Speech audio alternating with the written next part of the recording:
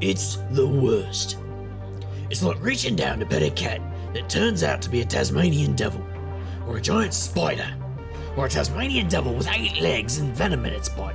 At some point, you gotta ask yourself, why would you let one of those creatures in your home? Now, come to think of it, that sounds like a cat my neighbour used to own. But that's what magic is. You think you can tame it, or use it to get what you want, but it's a tricky beast. Let me tell you a story about magic.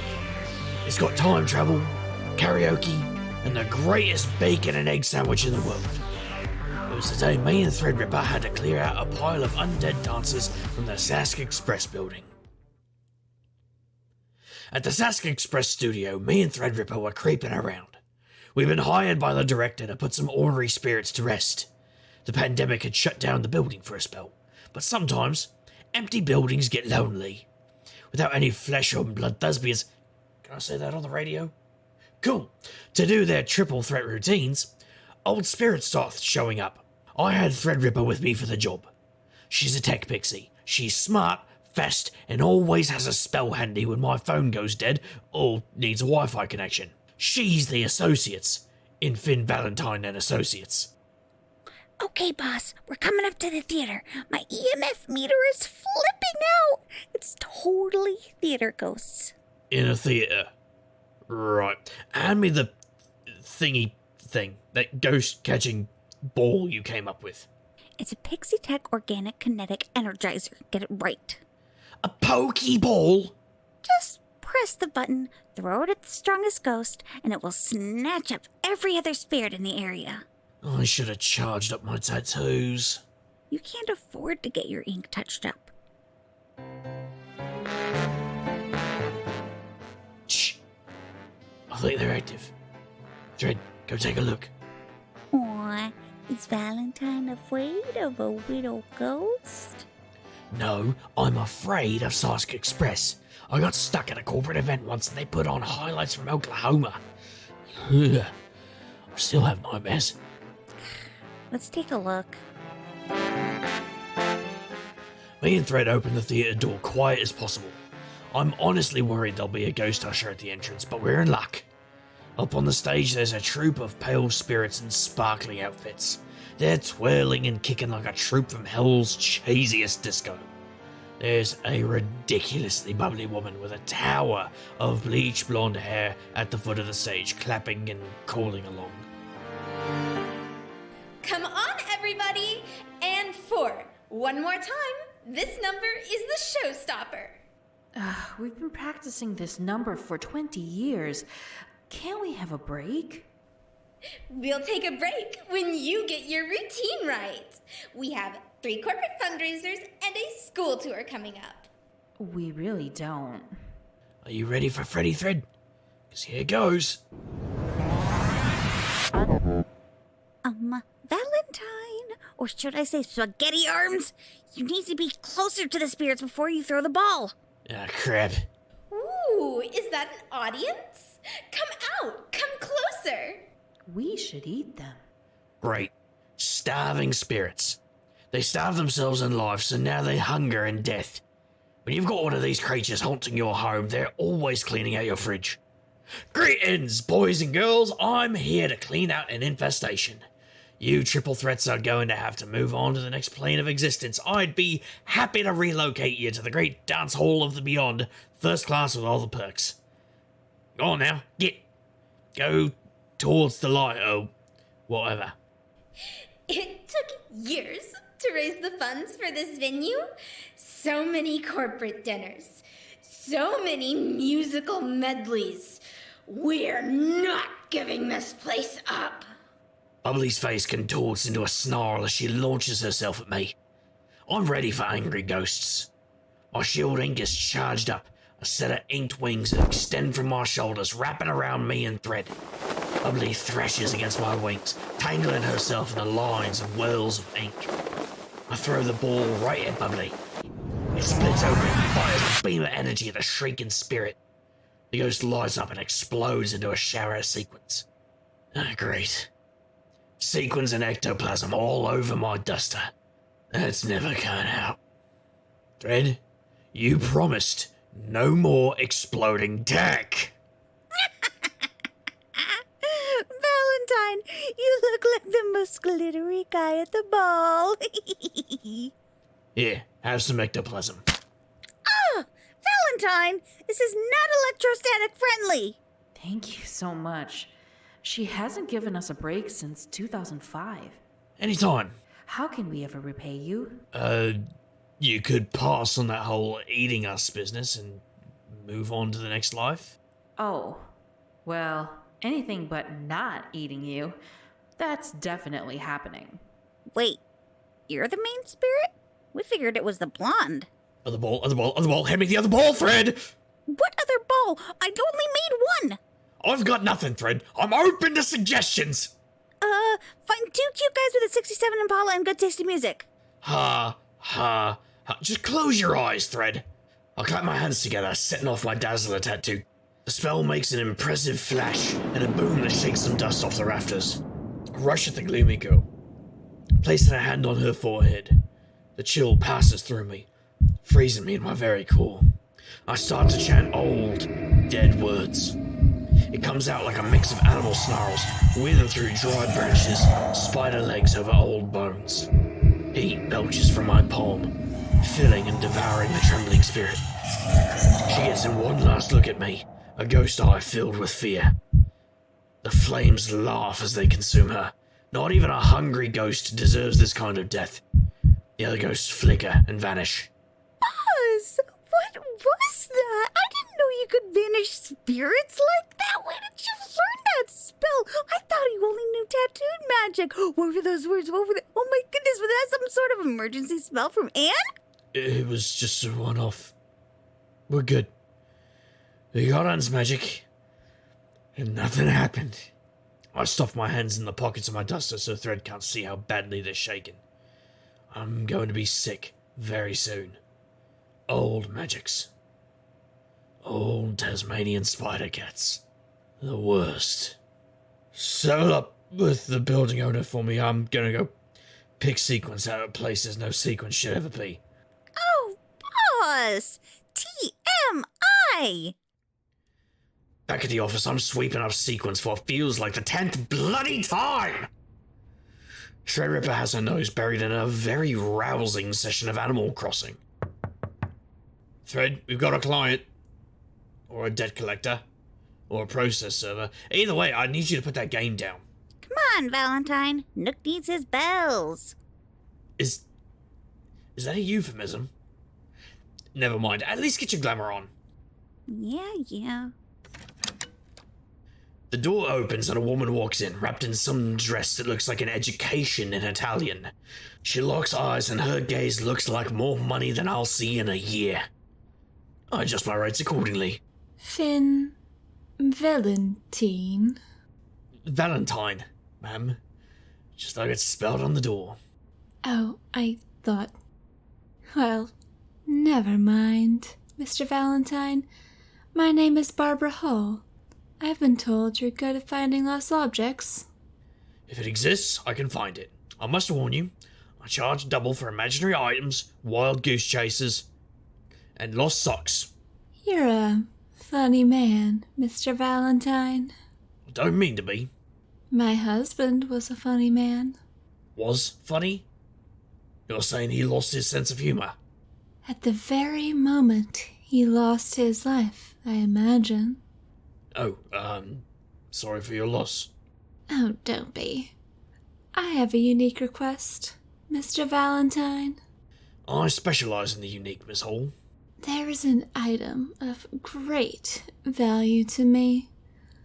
A leather wallet with a photo and a note from my late husband. Certainly. When did you last see the item? August 1st, 1992. There's something familiar about that date. Triggers a memory in me, more like sense impression. Smoke? A voice? A name? Threadripper puts down her game finally. This sounds like it's going to take a bit of digging. Maybe a trip to Antique Village. That's quite some time ago, but it's not impossible. Do you have a last known location?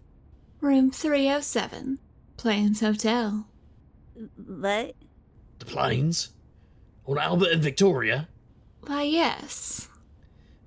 Miss Hall, the planes was demolished years ago. The staff are scattered to the wind. I don't know how you expect me to track down a wallet with some photos. You misunderstand me, Mr. Valentine. There is only one time and place that you will find it. August 1st, 1992, room 307. That is the night it was lost, and that is the night it must be taken from. Look, I don't know how you found my number, but I don't have a DeLorean or a blue phone box, so I don't see how I can help you. I will pay you $25,000, cashier's check. Holy shnikes!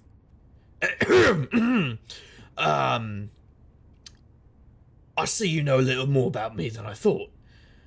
Let me get you my standard contract. Supernatural indemnity, shifter security contingency, and general waiver against any damages incurred to your astral or physical body. It's none of my business, Miss Hall, but what's so important about this item? You don't strike me as a sentimental type. You're right, Mr. Valentine. It is not your business. But I trust you will retrieve it for me. She stands up and brushes the dust off her dress, then exits my office, leaving an expensive flowery scent behind her. It improves the ambiance by at least $100. How do we find this photo, boss? Last I checked, we can't time travel. No, Fred, we can't travel in time. We just need to find a building that will do it for us.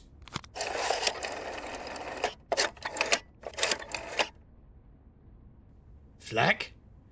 So good to hear your voice. Hey, calling in that favor, can I borrow Reza? A few hours later, I'm outside an off sale on Scar Street. Reza's lounging by the fence, dressed in her finest battle vest, with her hair tied back in a set of neon pink pigtails. Always dressed to impress our Reza. Reza's a shifter, part of a faction of supernatural creatures that live in the Queen City. When things get a little crazy, she can swap her human-looking body for an angry giant ferret. Now, I know what you're thinking, but don't laugh. It's terrifying. Hey there, Valentine. You sure about this?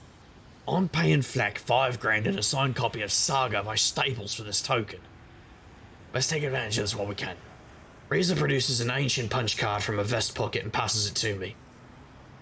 The old business name is emblazoned on the top of the card.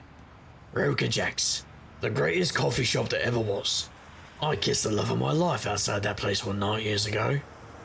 So I just walk in holding this card, and since it's got 10 stamps, I can see the man. Yep. He knows we're coming.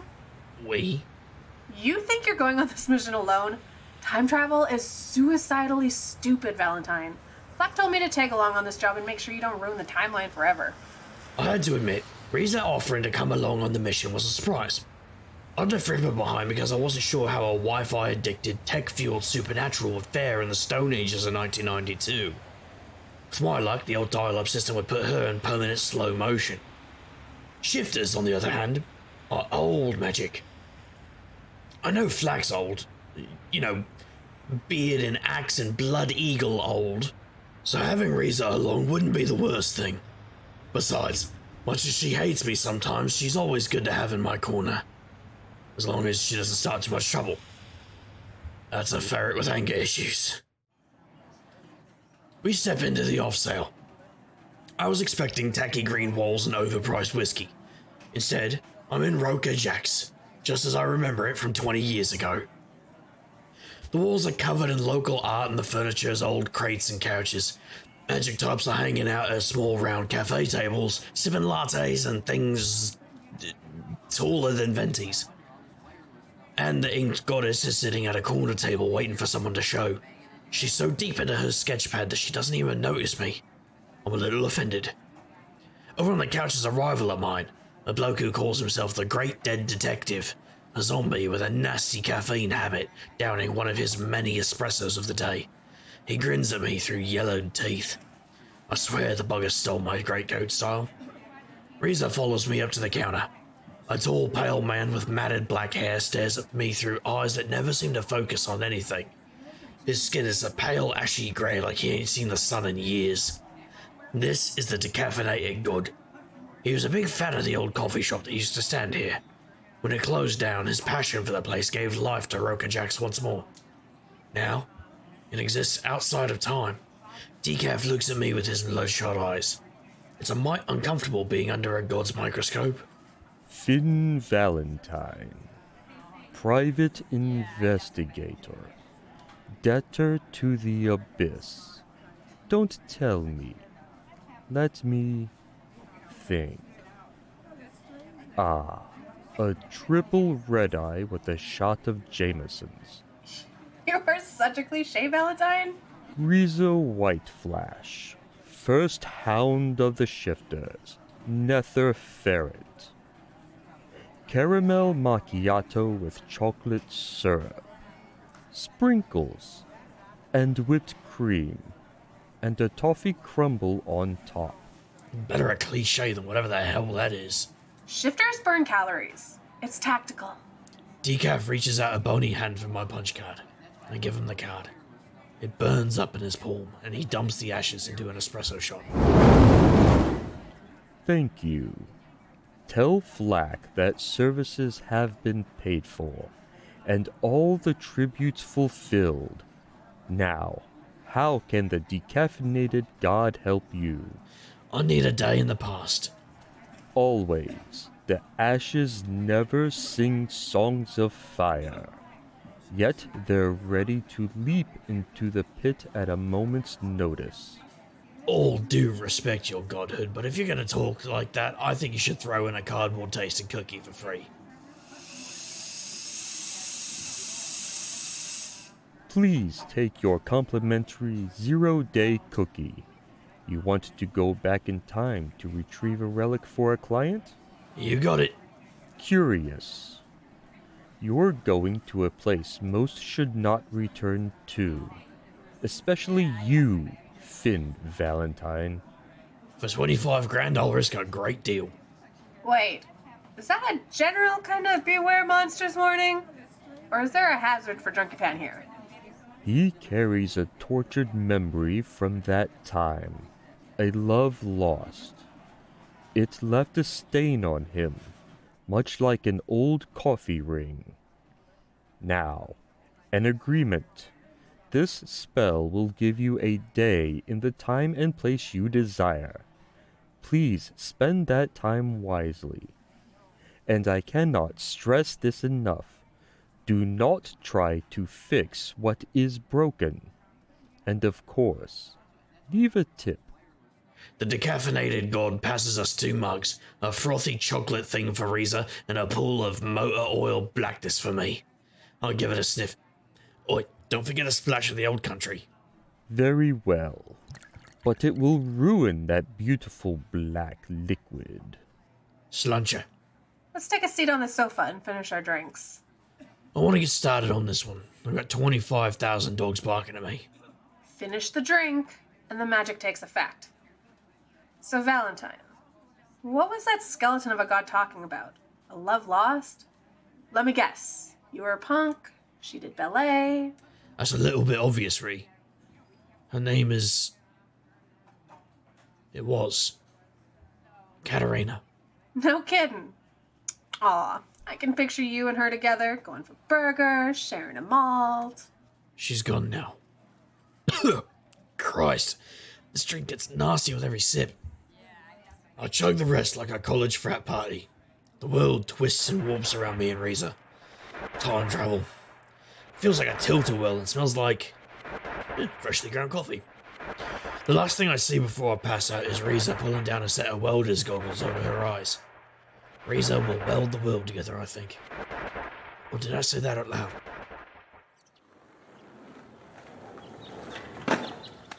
I wake up with the taste of dirt in my mouth.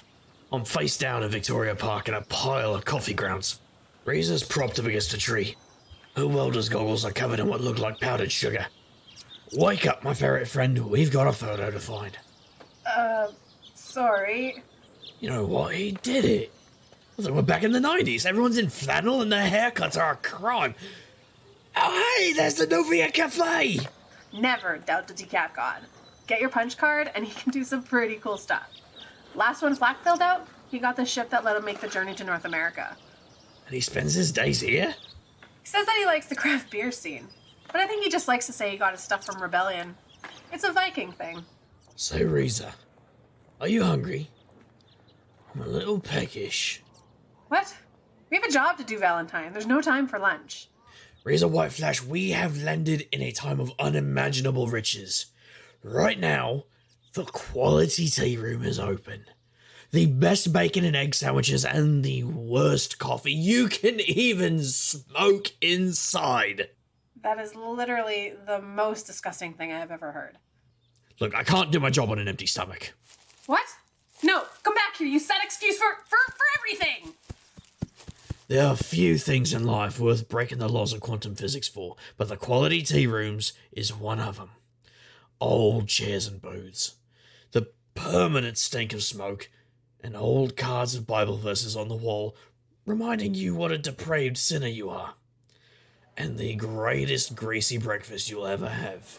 You are absolutely kidding me. Don't knock it, Reza. Back in the day, this was my favourite hangout. Wait. I ignore Reza and swan in. A cloud of cigarette smoke greets me like an old friend. I inhale happily and look to see if my favourite booth is occupied. And it is occupied. By me. 28 years younger and stupider, but it's me. You did not think this through. That's not the worst part. What could be worse than running into your past self? How about running into my girlfriend? Valentine? I turn around and there she is. Hair in a ponytail, paint spattered across her crass t-shirt, a leather jacket on her shoulders. My leather jacket. Katerina. I gulp at her like an idiot. Reza's frozen beside me. Sorry, I thought you were my... Are you related to Finn Valentine? You could say that, yeah. I'm his, uncle. I'm in town for a few days. Are you here to have breakfast with us? Come sit. She brushes in front of me and I smell a trace of white musk. I never liked the smell, but it brings tears to my eyes now. I glance at Reza and she mouths something to me that looks like, "You idiot." But we slide to the booth anyway, and younger me looks up. I make a shushing motion and give him a clap on the shoulder. Finn, I found your uncle at the door. He's a spitting image of you. Yeah, Connor Valentine thought I'd stop by and say hello. Oh, this is Reza. She's from the Netherlands. Doesn't speak much English. Hello. That's how you say hello in Dutch? Really? I love your hair. Danke. Hit his rose. What are you doing in town, Uncle? I have a job to do for a client, finding a lost item. She left it here in the Queen City, so I booked a flight. Visiting it here makes me feel like I've travelled back in time, if you know what I mean. I didn't know that was possible. You'll find there are many surprises waiting for you as you get older. Yeah, like wearing a duster in midsummer. So you're a private investigator? Right the first time, lass. That sounds exciting. I'm getting my BFA. Finn wants to open a garage. What? I mean, werkkundig. Fixing up motorcycles and so on. I get it. So what's the item you're tracking down? It's a photo of the woman and her husband. He's passed on. It's something to remember him by, I guess. It's a nice change of pace from my usual jobs. Cheating spouses, petty thievery, and so on. You two should come by our apartment. It's just around the corner. God's below the old place. There's a one-bedroom hole in the wall above O'Malley's. Cat did amazing things with it. Murals on every wall and fairy lights in every room. A cluttered mess, but it was home. I don't know if we'll have the time today. We've got a thing coming up in a few hours. Oh shoot, what time is it? I have to head there right now. Connor, Reza, it was so nice to meet you. Come pay us a visit if you have time while you're in town. So, why are you here? I'm guessing the quality tea room is around 50 years in the future. 50? 50? Oh my God, try 30. Maybe you should lay off the sauce then. We won't, and you know it. Oh, and the quality closed down years ago. Enjoy it while it's here. Why do I have so many damn tattoos? He doesn't know about the tattoos? Look, lad, I know what you've got coming up tonight, and I need you to lay off. Valentine, what are you talking about? This is not why we came here. Look, Reza, this is important. I already paid for the reagents and the paint, and the circle is ready. Besides, if you're still around, that means I don't botch it too badly.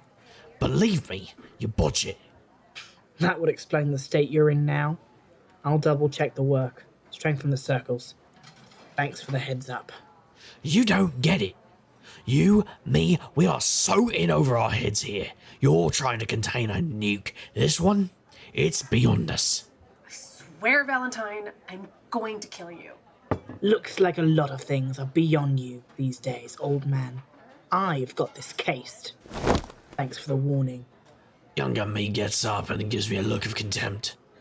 It's all arrogance and overconfidence. He's got the look of someone who thinks the world is easy just because he hasn't lost yet. But he will. Side note, was I always a prick? I have to hand it to you, Valentine. Only you could break time itself before lunch. Insult me later. Right now, I've got to help that pillock. Let's go see the ink goddess. Waitress, we're ready for the bill. Just bring the machine. The what? Oh, hells. Reza, do you have any cash? Preferably old school paper money? I hate you so much. Yeah, me too. And the inked goddess. She has a shop called the Neon Crossing. It's impossible to find, but if you need it, it'll somehow show up in front of you. Lucky for me, I needed Anne desperately. Anne helps people. The depressed, the desperate, the traumatized. She's one of the only supernatural beings in the city who will truck with humans. We found the door on 13th Avenue, somehow occupying the same space as Mullen's Hardware. Anne's in for a surprise. Imagine getting a visit from a good friend. Only older and drunker. Here's the thing. Anne and myself... how do I put this? We haven't met yet. I'm gonna have to introduce myself. Hello, Fingal. Maybe not. I don't know what you're doing here, but this is wrong. You're the wrong Valentine in the wrong time. I can't help you. I see now. The shop was waiting for younger Finn, wasn't it? And please, I need to stop my younger self from making a really bad decision. Look, you gave me these tattoos and crafted the magic I use. I need your help, Anne. You want to help your younger self out of a bad decision. You won't be the same. There's a chance you may not even exist. I get it. It might Back to the Future me out of existence, but that's something I can live with. Very well. You owe me, Finn Valentine. Can you put it on my tab? I promise I'll settle up with you in 30 years. Anne, Reza, and I approach my old building. My ink is charged and almost glowing. Our only play is to persuade my younger self not to do the summoning ritual. I'm hoping Anne will help talk him out of it. Failing that, I'll knock him out and take his magic supplies. Ash and hells, the magic is so thick around the building that I stumble. Even Reza takes a step back. Gods, Valentine, what did you do? I screwed up back then, Reza. And I think I talked myself into making it even worse. Magic is pulsing out in concentric circles from my building. I hear dogs howling around the neighborhood. No one in Cathedral's going to sleep well tonight. Younger me decided to start the ritual early. Probably to outfox me just in case I stepped in. Reza, best put on your gear. Reza barks out a laugh and calls on her other body from the nether. A 6-foot ferret with white hair and blood-red eyes pops into existence. Sharp claws and schools of teeth glint out of the gloom of a narrow maw. Reza takes the lead into the apartment building. Nauseating waves of magic are rolling down the hallway. I balance myself on the closest wall. Every tattoo burning as they try to warn me that something bad is here and we should go now. Younger me stumbles out the door, panic on his face. It's the look of someone watching his future crash over him. I need help. You gotta help me. I push past him. I don't need to hear him explain the situation. I've lived it, and I know what I'm gonna see. I just didn't think I'd have to see it twice. I figured I could just improve her circle.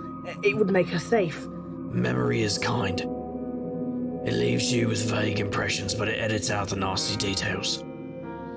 This time, I'm getting the full, horrible replay.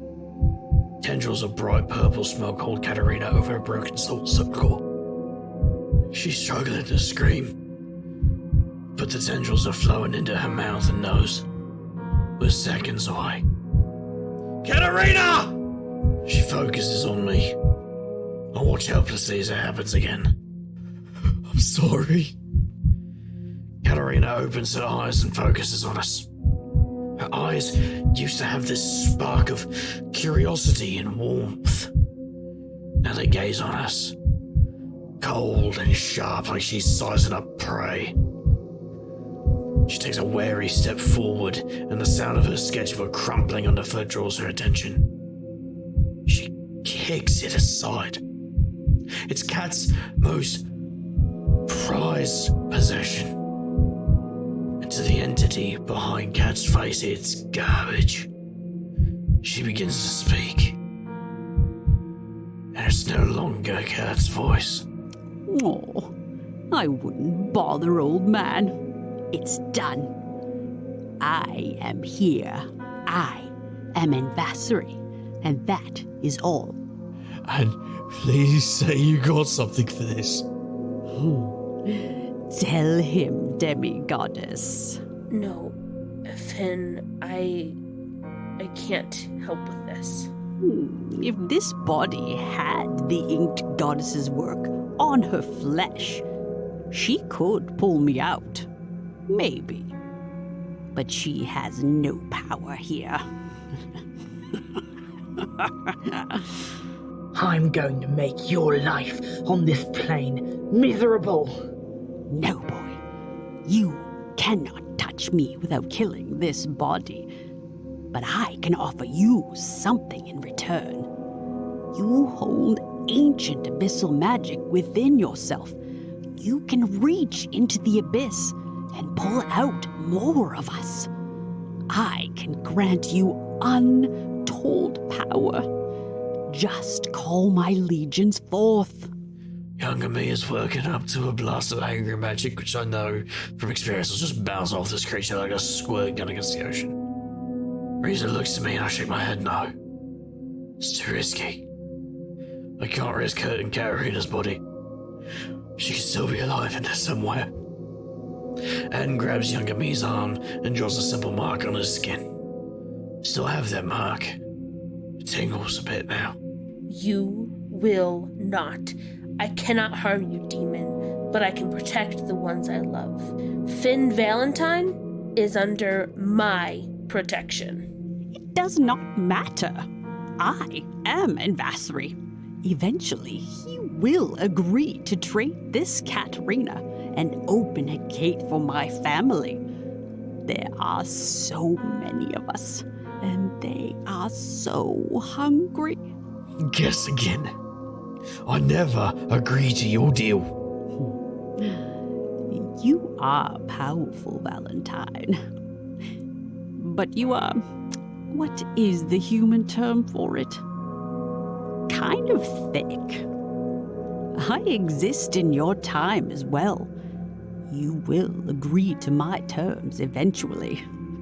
But right now I have an appointment. Just arrived and already my dance card is full. And with that, she walks past us. Like we're nothing. And we are to this demon. That was the worst thing. The utter helplessness. The knowledge that I couldn't have done anything then. And I can't do anything now. On her way out, Envassery whispers something into Anne's ear. And then she's gone. I look over at Reza. She's already back in her human form. That really, really sucked. I'll talk to him. Younger you needs my help now. The mark I made will help him forget about you and Reza. It'll just pull a curtain over the memory. Come on, Drunky Pan. We've got a few hours left. Let's at least do the job we're being paid to do. I look at myself, slumped in the corner. Anne places a hand on my shoulder, his shoulder. She's given me the same talk she gave me so many years ago, telling me she can help, giving me the tools to do what comes next. The next 72 hours I knew would be a marathon tattoo session, creating my spellbook and making sure I never had to call on that old magic. I'm sorry, Valentine. That looked terrible. Don't worry about me. I'll be alright. What? No. I'm not sorry for you. You blundered ahead with magic you didn't understand and got your girlfriend possessed. It should have been you, Valentine, and said someone else pays for your mistakes. I tried to make it right, though. Give me that much, would you? Here's what I'll give you. You pulled me into your problems, then you pulled Anne into them. I can live with being used by you, Valentine, but Anne is the best friend you will ever have. You picked her up and treated her like a tool to get what you wanted, and you couldn't even pull it off. You're a special case, you are. Come on. We're burning daylight. Let's get to the Plains and do the job. The Plains Hotel. That great eyesore at the corner of Victoria and Albert. Built in the 50s when a fancy room would run you $9 a night. We used to spend Saturdays at the bar listening to Donnie and the Moondogs. Wednesday was all about singing karaoke and getting sozzled until the lights come on. Some nights I ended up in one of the rooms with a quality someone, but mostly we all poured ourselves out onto the sidewalk in search of sleep or another drink. Some nights we would just wander the streets and watch the sky pick itself up for another day.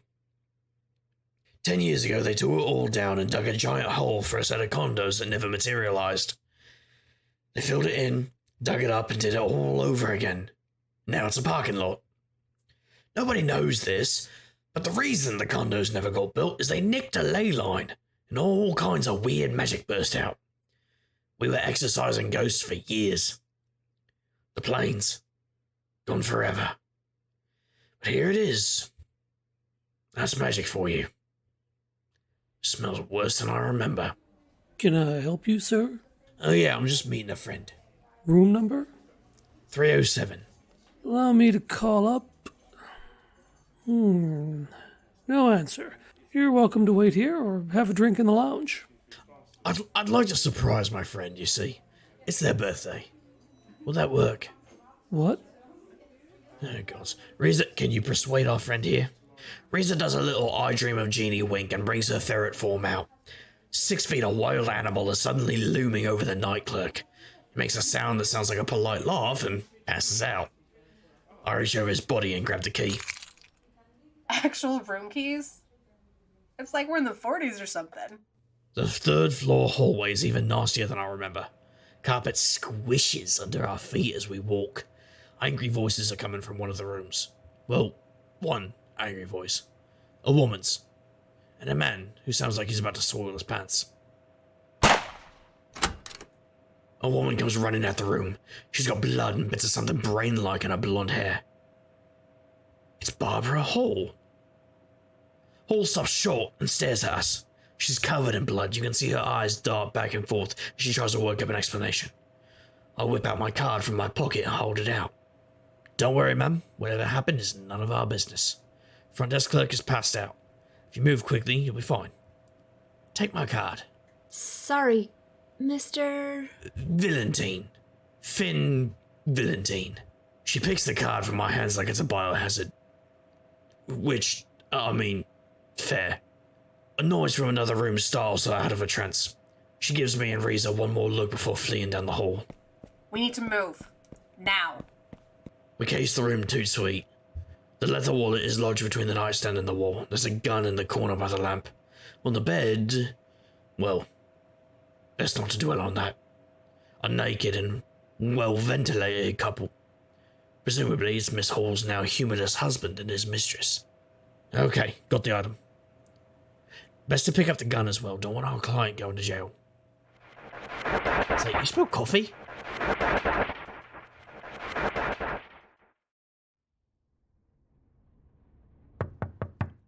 Come in. Hello, Mr. Valentine. I trust you have the item I was looking for. Yeah. I'll take the cashier's check and my job will be done. She plucks the check from her purse and hands it to me like she's handing a used napkin to a waiter. It's the exact gesture from the night in the hotel, but in reverse. I hand her the wallet. I will need a pin as well, Mr. Valentine. She pulls the photo out and inspects the image briefly. Then she flips it over, lets out a small, satisfied grunt at what she sees. She writes something down and drops the photo in the garbage. Not much of a sentimental attachment to that photo after all. Oh no. That photo had account numbers on the back. A fortune hidden away from me for 30 years. Here I thought you wanted to retrieve a cherished memory. You're either a romantic or hopelessly naive, Mr. Valentine. Wait. Is that why you shot your husband? All this time I thought it was a crime of passion. I've reserved my passion for the things that deserve it. Yeah, well, you forgot something. I pull out the gun, nicely tucked away in a plastic bag. The blood goes out of her face as she puts it together. All right, Mr. Valentine. I see we're not done negotiating. What do you want for the gun? I would say it's priceless. Whatever you think you're doing, don't. See, I let you get away with something 30 years ago because I thought you'd made a mistake. Everyone deserves a second chance, yeah. But the only mistake you made was running out of there and leaving that photograph behind. Well, that and this gun. If you go to the police, I will make your life miserable. Get in line.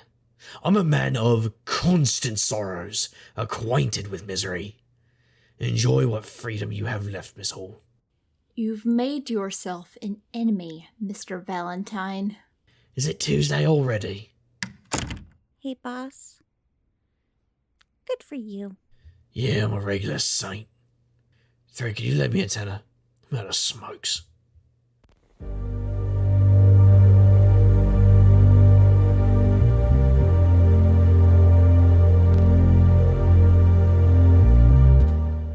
You have been listening to The Graveyard Tapes, Episode 2, The Lost Photo. Written by Dustin Gray and Aidan Morgan. Edited by James Nichols, Angela Dumalag, and Nikki Ewart. With Chase Hunter as Valentine. Rick the Whitebird as Threadripper. Casey as the choreographer. Pam Torgrimson as the Gloomy Dancer. Brianna Jean as Barbara Hall. Caitlin Sinnott as Riza. James Nichols as the Decaffeinated God. Angela Dumalag as Katarina Verloren. Rue Dickey as Young Valentine and the Waitress. Fenway Jones as Anne, the Inked Goddess. Nikki Ewart as Invasri. And Aidan Morgan as the Night Clerk. And the Credits Guy. And the guy who just told you all this stuff.